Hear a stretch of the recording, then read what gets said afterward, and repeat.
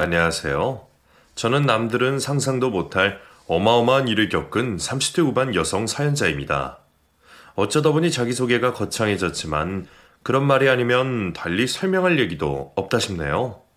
제가 평소 남들에게 제 얘기를 잘하는 성격이 아니었던지라 이런 사연을 보내는 게 난생 처음이에요.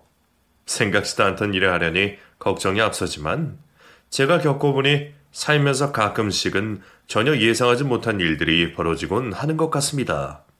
제가 겪었었던 그 일처럼 말이죠. 지금 생각해도 내가 대체 무슨 일을 겪었던 건지 생각할수록 기가 막히게 누르시네요.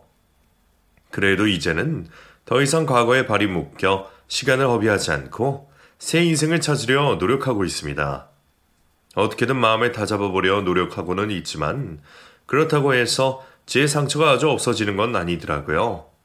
다만 지금은 그런 일들도 제 인생에 조금이나마 값어치가 있었기를 바라며 상처를 치료하는 중이라고 생각합니다.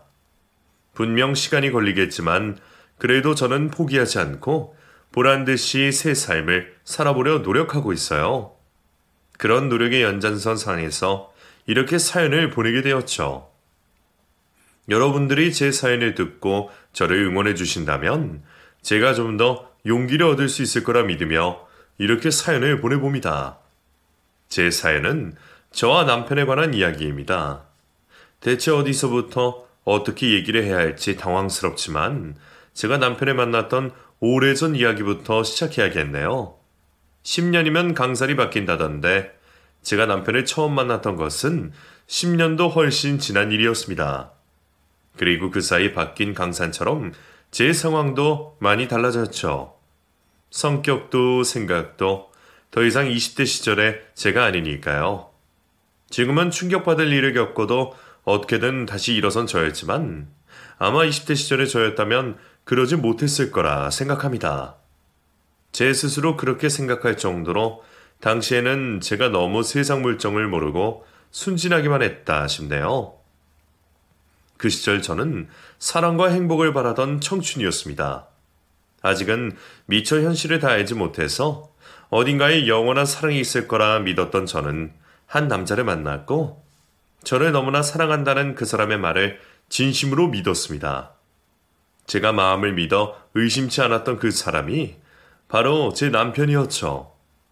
처음 마주한 자리에서 저희는 누가 먼저랄 것 없이 서로에게 끌렸고 그 마음을 따라 자연스럽게 만남을 이어간 사이였어요. 조금은 내성적이고 말주변이 없는 탓에 평생 그런 일이 없었는데도 그때는 자연스럽게 만남이 시작되었죠. 어쩌면 그런 게 운명이라 생각했던 저는 그 사람을 절대 놓치고 싶지 않았습니다. 제가 그 사람을 놓치고 싶지 않았던 것은 여러 이유가 있었습니다. 제가 좋아하는 사람이기에 당연히 그런 것도 있지만 혹시나 남에게 뺏길까 불안했기 때문이었죠. 남편은 누가 봐도 부러워할 정도로 모든 것을 갖춘 사람이었습니다. 제 눈에 콩깍지였을지 몰라도 저희 남편은 괜찮은 학벌에 좋은 회사, 잘생긴 외모에 매너 있는 성격까지 모든 것이 완벽해 보이는 사람이었어요. 좋아하는 여자에게 꽃값 아까워할 줄 모르고 매일 꽃을 사다 줄 정도로 로맨틱하고 싸우는 와중에도 말 한마디 한마디에서 다정함이 묻어나왔죠.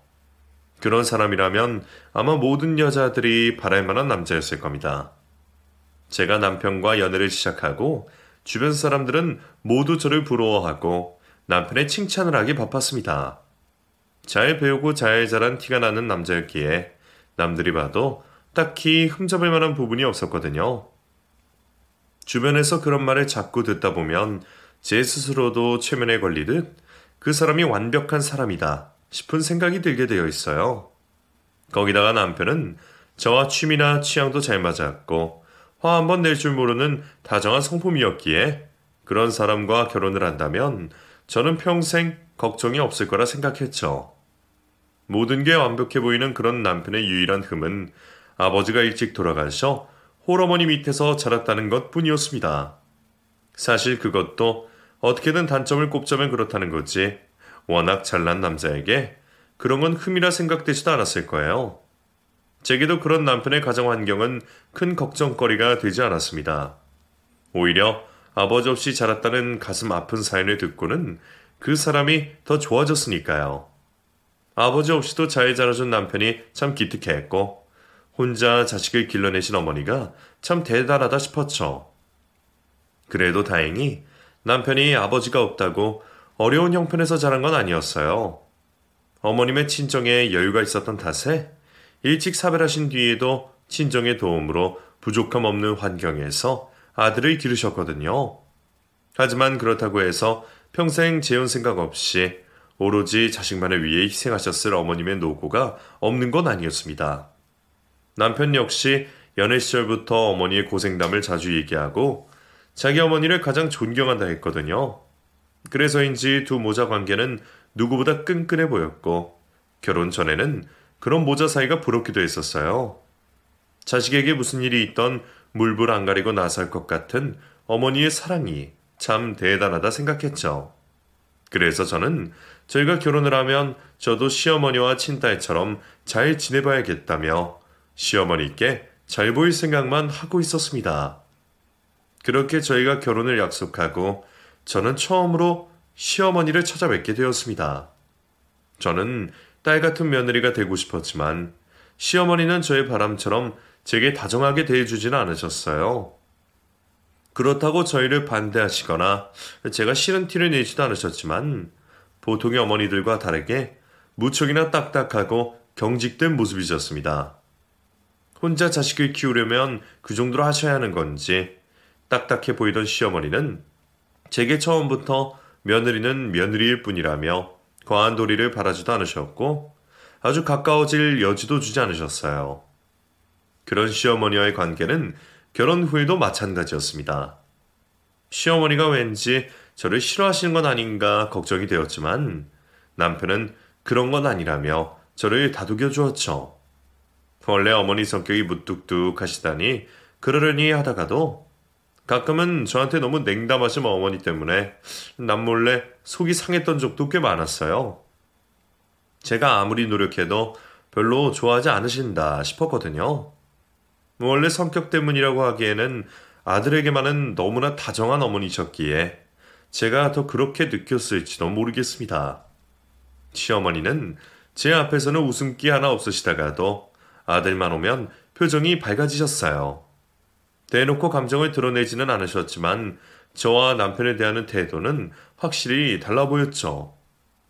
남들은 그런 제 속도 모르고 시어머니가 간섭 안 하고 시집살이 안 시키는 것만으로 감사해야 한다며 제가 괜한 불만을 가지는 거라 말하기도 했지만 저는 가족인데도 가족으로 대접받지 못하는 것 같은 그 기분이 매번 견디기 힘들었습니다. 그래도 남편과 제 사이는 걱정할 것 없이 좋았어요. 워낙 잘 맞는 성격 덕분인지 결혼 후에도 저희는 사소한 것으로 다투는 일 한 번 없이 정다운 부부였습니다. 불만스러운 게 있더라도 표현하지 않는 남편의 성격 때문인지는 몰라도 저희는 정말 평생 싸울 일이 없을 것 같을 정도로 사이가 좋았죠. 남들 앞에서도 워낙 잘하는 남편이었기에 저희 부부를 아는 사람이라면 모두들 저희를 무척이나 부러워하곤 했습니다.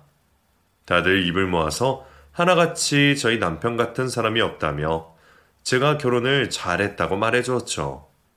그 말에 취해 있던 저는 시어머니의 섭섭한 태도 역시 별것 아닌 일이라 생각할 수밖에 없었고 완벽해 보이는 그 결혼 생활을 오래도록 잘 유지하고 싶었습니다.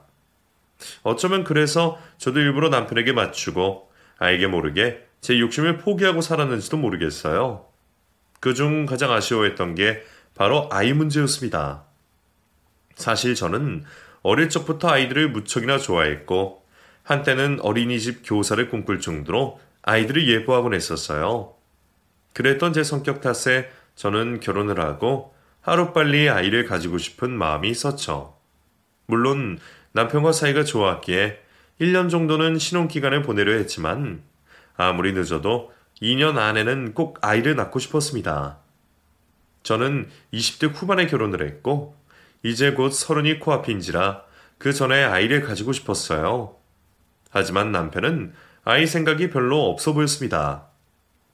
남편은 저와 단둘이 좀 더 있고 싶다며 아이를 천천히 가지고 싶어 했어요. 다른 것도 아니고 제가 좋아서 기다리자는 남편의 말을 어느 여자가 싫다 하겠어요. 결국 저는 남편의 말을 존중했고 그렇게 결혼 3년 차가 되어갔습니다. 아이는 없었지만 남편과의 결혼 생활은 여전히 만족스러웠고 연애 때와 다름없이 다정한 남편의 모습에 저는 무척 행복했습니다. 하지만 그렇게 행복했던 결혼 생활은 예상하지 못한 일로 산산이 깨어지고 말았습니다. 부부가 된 지 이제 겨우 3년 차에 지방 출장을 다녀오던 남편이 교통사고를 당하고 말았죠. 남편은 사진은 멀쩡했지만 안타깝게도 머리를 크게 다쳤고 큰 수술 끝에도 남편은 결국 식물인간 판정을 받게 되었습니다. 남편에게 식물인간 판정을 내린 의료진들은 남편에게 연명치료가 의미 없을 거라며 호흡기를 떼는 것을 권했지만 저와 시어머니는 차마 그럴 수가 없었습니다. 남편이 호흡기에 의존하고 있기는 하지만 여전히 숨을 쉬고 사지 멀쩡히 누워있는 남편을 보내라는 게 도저히 받아들여지지 않았어요. 마치 깊은 잠을 자고 있는 듯한 남편의 모습에 저는 물론이고 시어머니도 남편을 보낼 생각이 전혀 없었습니다. 그렇게 남편은 1인실로 옮겨져 연명치료를 하게 되었고 저와 시어머니는 매일 남편의 곁에서 미동 없는 남편을 간병하게 되었죠. 아가, 네가 고생이 많다. 일하느라 간병하느라 많이 힘들지? 내가 내 욕심에 괜히 너한테까지 짐을 지우는 건 아닌지 미안하다. 아니에요. 제 남편이잖아요. 준혁씨 분명 다시 일어날 거예요. 저도 여기저기 찾아보니까 식물인간이라고 희망이 없는 건 아니더라고요. 기적일지는 몰라도 희망을 놓지 말아야죠. 그러니까 어머니도 힘내세요. 그래, 네가 그렇게 말해주니 나도 힘이 나는구나. 너마저 없었으면 내가 어떻게 버텼을지 모르겠다. 우리 준혁이가 참 괜찮은 여자를 만났어. 이렇게 착한 아내 두고 얼른 깨어나야 할 텐데 말이야. 남편이 그렇게 된 후로 저 어머니는 서로를 의지할 수밖에 없었습니다. 시어머니는 남편을 간병하는 제가 안쓰러우신지 대면대면했던 전과 달리 제게 무척 다정해지셨어요. 아마 일찍 사별하신 당신의 젊은 시절이 생각나셨나 보다며 저도 어머니와 좀 더 가까워지게 되었죠. 저는 그런 시어머니를 도와 남편이 깨어나기만을 기대하며 열심히 남편을 간병했습니다. 따로 간병인이 있기는 했지만 내 남편이 남의 손 타는 게 싫어서 제가 되는 시간에는 더 열심히 나서서 했어요. 병원비는 어머님이 내주셨으니 제가 죄송해서라도 그렇게 해야 할 것 같았거든요. 그렇게 1년, 2년, 세월이 속절없이 흘러갔습니다. 남편이 누워있게 된 지 몇 년이 지나자 처음에는 걱정하고 안타까워하던 주변에서도 이제라도 새 출발을 해야 하지 않냐며 제게 불을 지르는 말들을 하곤 했어요. 남편밖에 모르는 저한테 괜한 헛소리를 한다 싶어서 그런 사람들과 싸우고 심지어는 친정 부모님과도 크게 다투곤 했었죠. 저희 부모님 입장에서야 아직 젊은 딸이 가망 없는 남편 붙잡고 있다 싶어서 안타까운 마음에 그러실 수밖에 없으셨겠지만 저는 차마 남편을 버릴 수가 없었어요. 한창 좋았을 때 떠나버린 남편을 도저히 놓을 자신이 없었습니다. 하지만 여전히 깨어날 기미가 보이지 않는 남편을 기다리는 것은 힘들고 지칠 수밖에 없는 일이었습니다. 그 사이 벌써 7년이라는 시간이 지났고 기약 없는 기다림이 길어질수록 저도 점점 희망을 잃어가는 듯 했죠. 그래도 저는 시어머니가 계셨기에 버틸 수 있었던 것 같습니다. 어머니가 희망을 잃지 않고 버텨주고 계셨기에 저도 옆에서 힘을 내어 남편을 기다릴 수 있었죠. 하지만 어느 순간부터 어머니도 누워만 있는 남편을 보는 것을 부쩍 힘들어 하셨어요. 식물인간으로서 깨어나도 정상생활이 가능할지 불투명한 아들을 기다린다는 것은 제 생각보다 힘든 일이었을지 모르겠습니다. 그리고 어느 날 어머니는 제게 결국 마지막 말씀을 꺼내셨습니다. 지은아, 너는 힘들지 않니? 준혁이 기다리는 거 말이야. 의사들도 사람들도 다 가망 없는 짓이라 하는데 말도 안 되는 희망을 붙들고만 있는 것도 벌써 7년째잖니. 어머니도 힘드신데 버티시는 거잖아요. 저야 어머니가 계시니 버틸 수 있는 거지만 정작 저는 어머니한테 별로 도움도 못 돼드리는 것 같고 늘 죄송하죠. 그런 소리 말고 네 진심을 한번 말해보렴. 여기서 네가 다 포기하고 싶다 그래도 욕할 사람 하나 없어. 너도 사람인데 힘들다는 생각 안 해봤겠니? 어머니, 갑자기 왜 그러세요? 어머니 많이 힘드세요? 그래, 나도 힘들다. 벌써 7년인데 더 기대할 일이 남아있나 싶기도 하고 점점 희망을 잃어가는 것 같구나. 근데 나야 어차피 남편도 없고 가족이라고는 아들 하나뿐이라 평생 깨어날 소식 없는 아들 붙들고 살아도 아무 문제가 없지만 너는 아니잖니.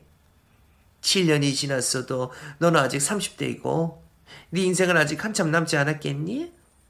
너도 얼마 뒤면 곧 40인데 좋은 세월 병실에만 박혀있을 수는 없잖아. 그러니까 이제라도 다 포기하고 너도 나도 새 인생 찾아 떠나는 게 어떻겠니? 어머니, 저는 그런 거 상관없어요. 준혁 씨 말고 다른 사람 만날 생각해 본 적도 없고 저는 지금도 좋은걸요. 한번 결혼했으면 평생 부부인 거잖아요. 저랑 준혁 씨랑 얼마나 사이 좋았는지 어머니도 잘 아시잖아요. 그런데 왜 자꾸만 그런 말씀을 하세요? 아니야. 내가 더 일찍 이런 얘기를 꺼냈어야 하는데 그동안은 나도 내 욕심이라 그런지 너를 내 딸이 아니라 며느리처럼 생각했나 보다. 너보다 내 아들이 더 귀해서 너한테 딱 부러지게 말을 못한 거야. 너를 내 딸처럼 생각했으면 너를 붙잡아서는 안 됐던 건데 나도 이제서야 정신이 드는지 그런 생각이 드는구나. 그렇다고 제가 어머니 두고 어떻게 가겠어요. 어머니 혼자 준혁 씨 챙기시는 거 너무 힘든 일이에요. 지은아, 너로 나랑 준혁이 두고 가라는 게 아니다. 이제는 아들을 보내줘야 할 때가 되지 않았나 싶어서 말이야. 애미가 되어서 이런 말 해도 될지 모르겠지만 어쩌면 처음부터 내 욕심이었을지 모르겠다. 내 선택이 옳은 건지 남의 자식 희생하면서까지 내 아들을 붙잡는 게 맞는 건지 모르겠구나. 처음에는 절대 못 보내준다 싶었는데 벌써 7년이다. 이제 더는 희망이 없다고 봐야 하는 게 맞지 않겠니? 그러니까 우리 이제 준혁이 보내주자. 준혁이도 이렇게 식물인간으로 누워만 있느니 좋은 세상에 가서 남은 가족들 기다리고 있는 게 좋지 않을까?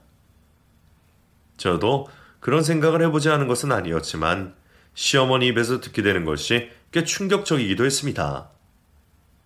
아내인 저도 선뜻 결정하지 못했던 어려운 일을 천륜인 어머니께서 결정하려 하셨던 것은 정말 많은 고민과 어려움이 있었을 거라 생각했어요.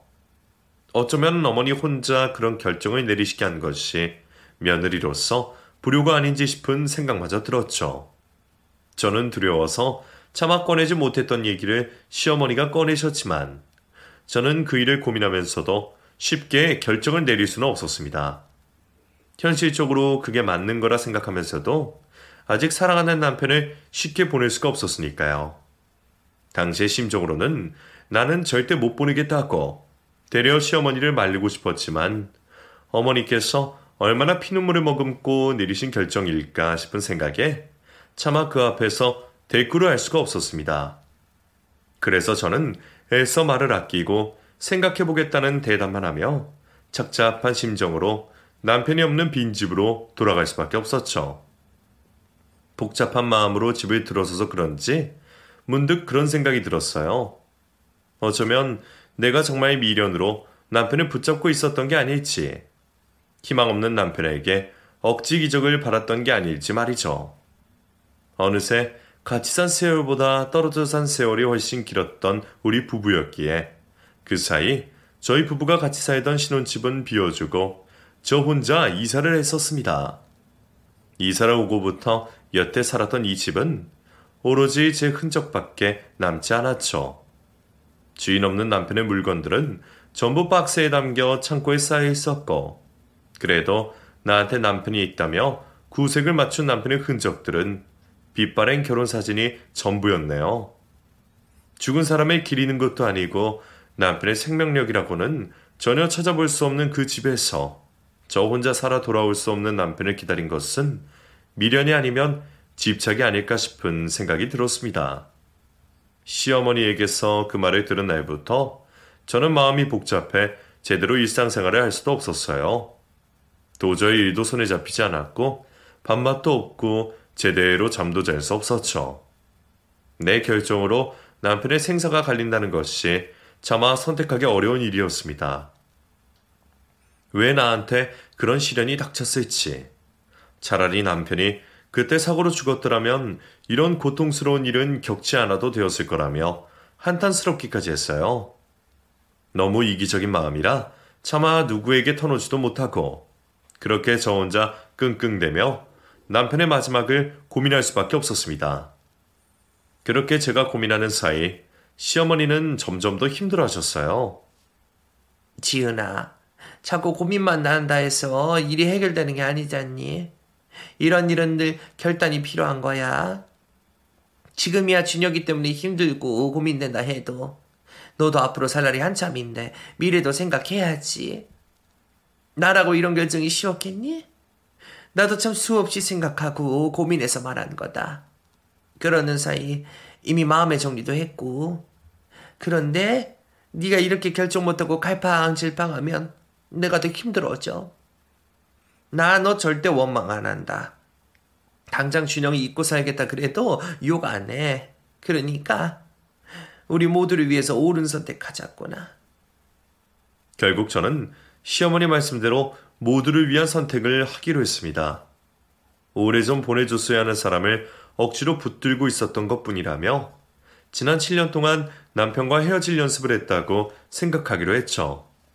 그렇게 제가 겨우 마음의 결정을 내리자 어머니는 또다시 현실적인 얘기를 꺼내셨습니다. 그래, 결국 산 사람은 살아야 하는 거지. 우리가 이런 결정했다고 해서 준영이가 섭섭해하진 않을 거다. 오히려 잘했다고 해줄 거야. 그리고 네가 결정을 했으니 얘기를 꺼내는 건데 말이다. 준혁이 보내주기 전에 너희들 서류 정리부터 하는 게 어떻겠니? 서류 정리라뇨? 무슨 서류 정리요? 이혼 말이야. 너도 알다시피 부부간에도 상속세를 내지 않니? 안 그래도 여태 준혁이 때문에 들인 돈도 많고 상속세 세금이 어마어마하잖아. 그럼 아무래도 상속세를 내는 것보다는 이혼으로 정리를 하는 게 좋지 않겠니? 내가 다른 것 때문에 그런 게 아니라 너 때문에 하는 얘기야. 너한테 그동안 해준 것도 변변히 없고 또 나도 이제는 있는 돈 깎아먹으면서 죽어가는 입장이다 보니 있는 돈이라도 아껴야겠다 싶어서 말이다. 나는 준혁이 앞으로 있던 재산 욕심 없으니 이혼으로 서류 정리하면 재산도 네 앞으로 돌려주마. 그동안 남편 일로 한참을 고민하면서도 그런 문제는 한 번도 생각해 보질 못했습니다. 죽음 앞에서 돈 계산을 하는 게 너무한 것 아니냐 생각하신 분들도 있으시겠지만 평소 저보다 현실적으로 판단하시던 시어머니 입장에서는 저를 위해 충분히 깊이 생각해 주신 부분이라 여겼습니다.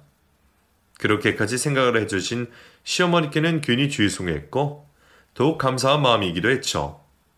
그래서 저는 사실 세금이나 돈 문제에는 별 관심이 없었지만 현명한 시어머니의 판단이 맞다고 생각하며 시어머니가 시키시는 대로 말씀을 따르기로 했습니다. 병원에서 남편의 입원 내역과 진단 결과들 같은 필요한 서류들을 끊고 저는 혼자 이혼을 알아보러 다니게 되었습니다. 남편과 이혼을 하게 될 거라고 그것도 제 손으로 이혼을 하게 될 줄은 한 번도 생각해 본 적이 없었기에 그 상황 자체가 비현실처럼 느껴지기도 하더라고요.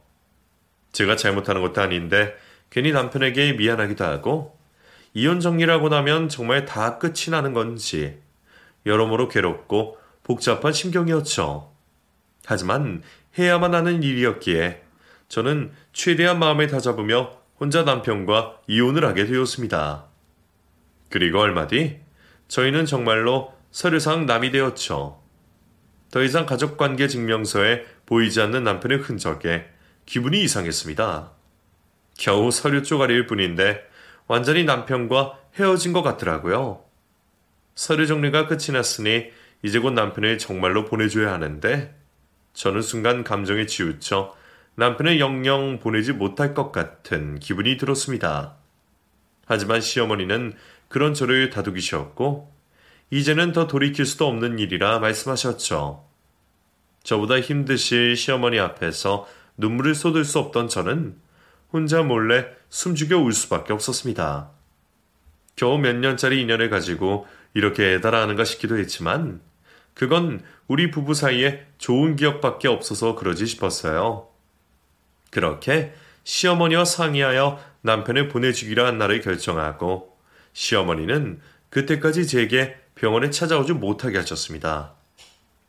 네가 자꾸 여기 와봐야 괜한 미련만 더 생기지. 서류 정리까지 했으면 이제 남인 거다. 야속하다 싶어도 다 너 위해서 하는 소리니까 섭섭해하지 말고 이해해다오. 아들 호흡기 떼겠다고 작정하고서 며느리한테 이런 말 하는 내 속은 오죽하겠니. 그러니까 너도 내 생각을 하면 그날까지는 오지 마라. 아니 앞으로는 아예 안 오겠다 그래도 괜찮다. 어머니 말씀은 알겠어요. 그래도 마지막 날에는 꼭 올게요. 저도 준혁 씨한테 마지막 인사를 해줘야죠. 그렇게 눈물로 약속까지 했건만 막상 날짜가 다가오니 겨우 다잡은 마음이 흐트러지기 시작했습니다. 시어머니가 혼내시게 뻔했지만 밤늦은 시간 몰래 찾아간다면 어머니도 모르실 거라 생각했어요. 그렇게 한밤중 저는 남몰래 남편의 병실을 찾게 되었습니다. 다행히 아무도 없다는 간호사의 얘기를 듣고 조심히 병실로 찾아갔죠. 그런데 불이 꺼진 병실 안에 누군가 있는 것 같은 기척이 들렸습니다. 혹시 어머니이실까 싶어서 몰래 병실 문을 조용히 열고 들어간 저는 누군가와 대화를 하는 시어머니의 목소리를 듣게 되었어요. 처음에는 누군가와 대화를 하시는 줄 알았습니다. 하지만 어둠 속에서 지켜보니 시어머니가 커튼 뒤에서 전화를 하고 계셨더라고요.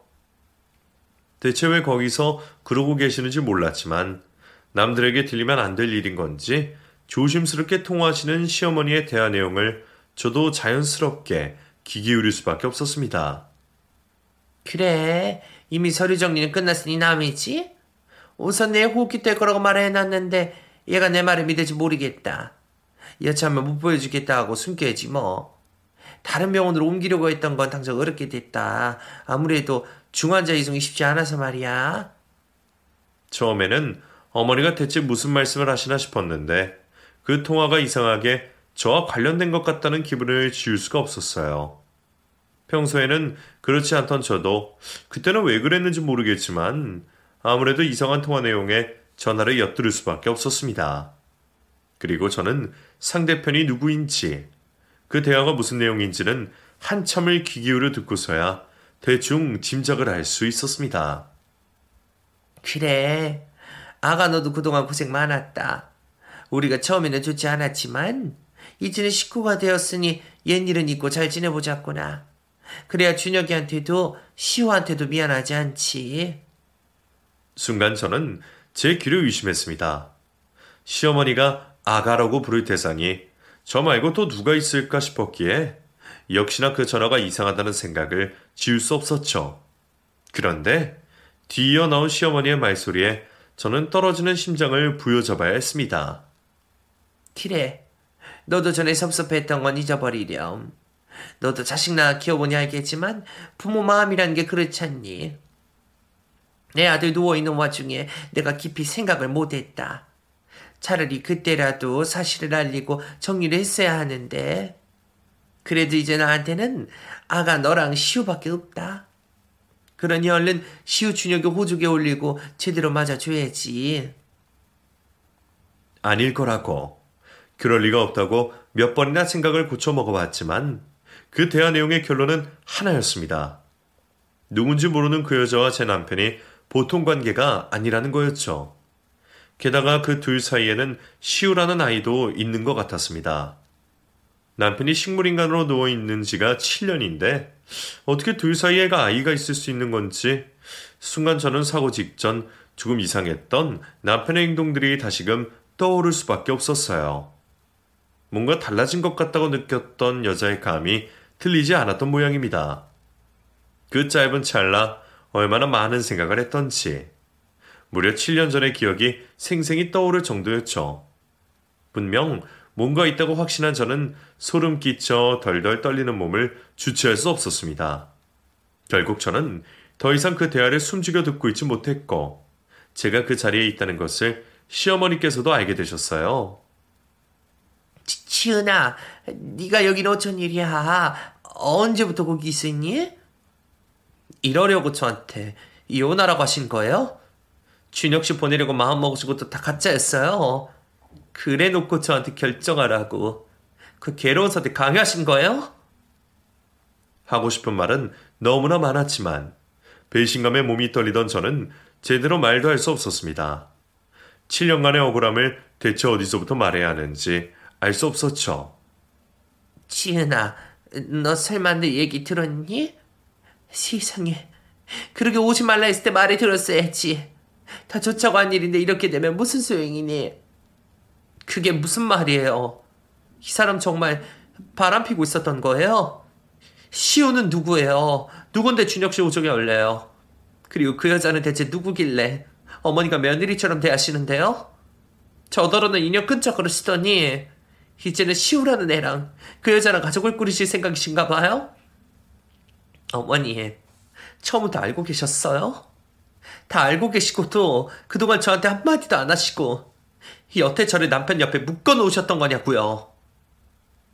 남편이 바람이 났고 둘 사이에 아이가 생겼다는 것도 당연히 큰 충격이었지만 그 순간에는 그 무엇보다 시어머니에게 화가 났습니다. 그 감정을 그냥 화 정도로 표현할 수 있을지 모르겠지만 그동안 믿고 의지했던 이에게 배신당했던 감정은 제가 평생 느껴본 적 없는 분노였어요. 모든 것을 알고 있었으면서도 저를 속이고 그동안 자기 아들의 간병인 노릇을 하게 해놓고 이제 와서 저를 내버리려는 시모의 만행이 도저히 용서되지 않았습니다. 대체 어떤 인간이 그런 짓을 할 수 있는 건지 한때 제 시어머니였던 그 여자가 정말 찢어주고 싶을 만큼 끔찍했죠. 할 말은 많지만 제가 제대로 이해하게 설명부터 하세요. 시우라는 애가 이 사람 아이 맞아요? 그럼 그 여자랑 내 남편이 7년 전, 아니 그 이전부터 불륜관계였다는 거예요? 아니면 저랑 결혼하기 전부터였어요? 어머니, 처음부터 알고 저한테 비밀로 하신 거예요? 아니야, 아니다. 처음부터 작정하고 숨기고 그런 건 아니었어. 나도 준혁이가 사고가 나서 알게 됐다. 사고가 있고 얼마 뒤에 그 애가 나를 찾아왔어. 이미 배가 불러서 왔더구나. 그러고는 다짜고짜 자기 뱃속의 아이가 우리 준혁이 아이라 했지. 나는 당연히 말도 안 된다고 쫓아보냈고. 근데 왜 저한테 말씀 안 하셨어요? 남편 일이면 저한테는 얘기를 하셨어야죠. 처음에는 나도 아예 믿지 못했어. 본 적도 없는 배부른 젊은 여자가 갑자기 찾아와서 우리 아들이랑 애인 사이였다고. 네 손자를 임신했다 그러는데 우리 아들이 그랬을 리 없다 생각했다. 게다가 아들까지 저러고 있는 상황에 누가 그 일을 순순히 받아들일 수 있겠니? 결국 그 애가 얼마 뒤에 애를 낳아서 왔더구나. 그리고 이제 낳았으니 우리 아들이랑 유전자 검사를 해보자 그러대. 그때까지도 결과만 나오면 고소해야지 싶었는데 정말 그 애가 준혁의 아들이 맞더구나. 상황으로 봐서는 남편이 사고 나기 전부터 저 몰래 그 여자를 만나고 있었고 제 남편이 사고로 식물인간이 되었던 당시 그 여자는 이미 임신 상태였던 것 같았습니다. 그리고 남편이 식물인간이 되고 몇 달 뒤 아이를 낳았으니 그렇다면 남편 역시 사고 전에 그 일을 알고 있을 수밖에 없는 일이었죠. 그제서야 뭐 때문인지 몰라도 스트레스 받아 하던 7년 전 남편의 상황이 이해가 될 것 같았습니다. 나한테는 일 때문이라면서 아무것도 아닌 것처럼 해놓고 자기는 내 뒤에서 그런 여자랑 바람이 나서 아이까지 만들었네요. 나한테는 천천히 아이를 가져던 남편이 그런 짓을 했다는 게 기가 막혔습니다. 그럼 그 애가 이 사람 아이가 맞는 걸 아셨으면 그때라도 저한테 얘기를 하셨어야죠. 남편이 바람나서 혼외자식까지 낳았다는 걸 어떻게 저한테 숨기실 수가 있으셨어요? 그럼 어머니는 처음부터 저를 속이신 거잖아요. 나도 그때는 어떻게 해야 할지 몰랐어. 어차피 준혁이도 어떻게 할 수 있는 상황이 아니었고 나도 그 애를 받아들일 생각이 없었다. 혹시 준혁이가 깨어나더라도 준혁이 짝은 너 아니냐? 그래서 걔한텐 그냥 양육비 명목으로 돈이나 주고 정리하려 했지. 나도 니들 관계를 내가 나서서 깨트리고 싶지 않았다. 말은 똑바로 하셔야죠.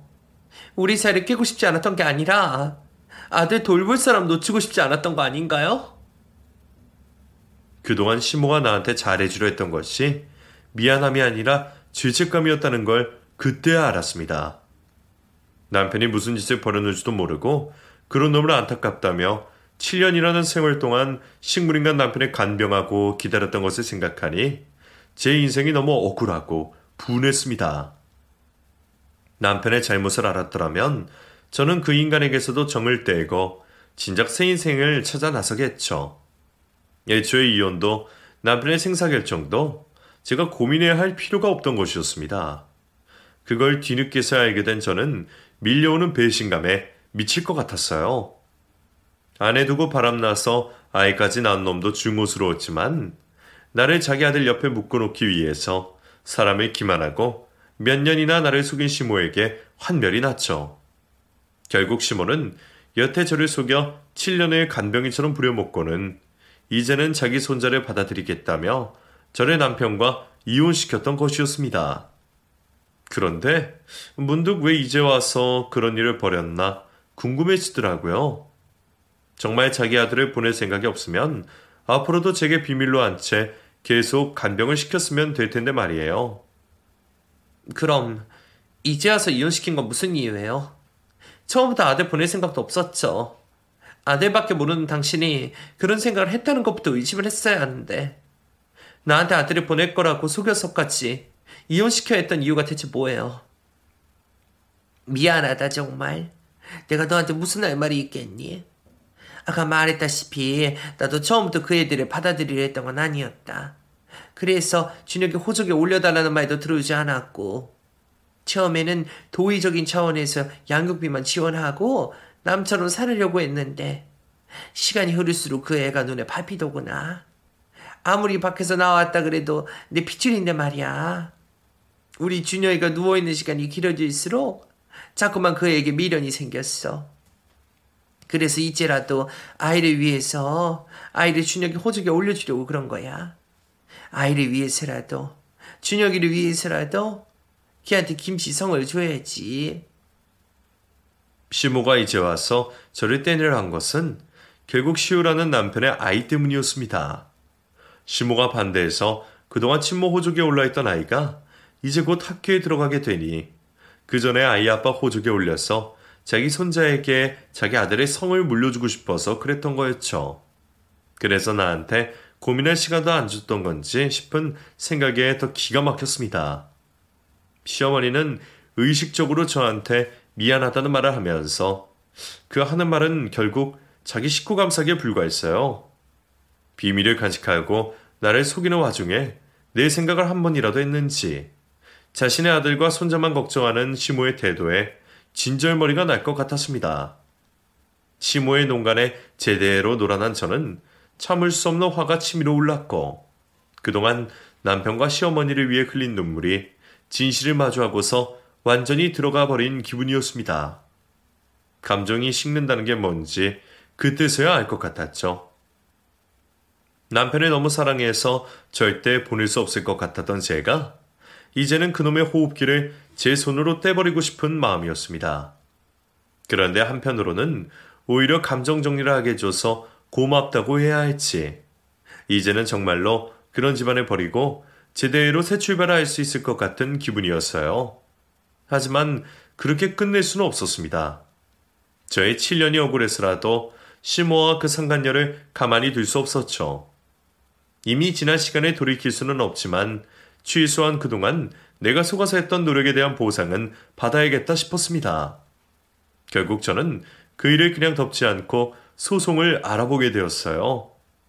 이혼 소송도 합의로 끝낸 제가 그런 일로 변호사를 알아보게 될 줄은 몰랐네요. 그래도 다행히 방법이 없지는 않았습니다. 제가 시모를 사기죄로 고소할 수 있었거든요. 보통 가족끼리는 고소를 못한다 그러던데 정말 고부관계는 제대로 된 가족이 아니었는지 웃음이 나올 뿐이었습니다. 그렇게 저는 시모를 사기죄로 고소하고 피해 보상을 신청했고 내 남편과 바람난 상간녀에게도 위자료 소송을 신청했습니다. 사실 처음에는 상간녀까지 혼내주기에는 힘든 일이 아닐까 생각했어요. 너무 오래된 일이기도 하고 제가 따로 들고 있는 증거도 없어서 일이 어려울 줄 알았거든요. 하지만 상간녀 소송은 제가 사실관계를 알게 된 시점부터 가능했기에 두 사람의 관계가 7년 전에 이루어졌다 하더라도 문제가 없었습니다. 게다가 두 사람의 불륜에 대한 가장 확실한 증거인 아이까지 있었으니 재판은 시작도 전에 제가 이긴 것이나 다름없었죠. 그래도 다들 취소안에 양심은 있었던 건지 시모와 상간녀 모두 별다른 항소 없이 제 요구 조건을 받아들였습니다. 마음 같아서는 간통죄까지 부활시켜서 콩밥을 먹이고 싶었지만 결국 그 모든 일의 원흉이 제 남편이란 생각에 저도 그 정도로 만족하기로 했습니다. 저 역시 가장 복수하고 싶었던 것은 남편이었지만 남편은 이미 벌을 받은 상태였으니까요. 한때는 왜 착하기만 한 내 남편에게 그런 일이 벌어졌는지 세상에 원망스러운 날도 있었는데 모든 것을 알게 되고 바라보니 자업자득이 아니었을까 싶어요. 그렇게 저는 법적인 도움을 받아 그 끔찍한 인연들을 모두 정리했고 지금은 혼자 새 출발을 준비하고 있습니다.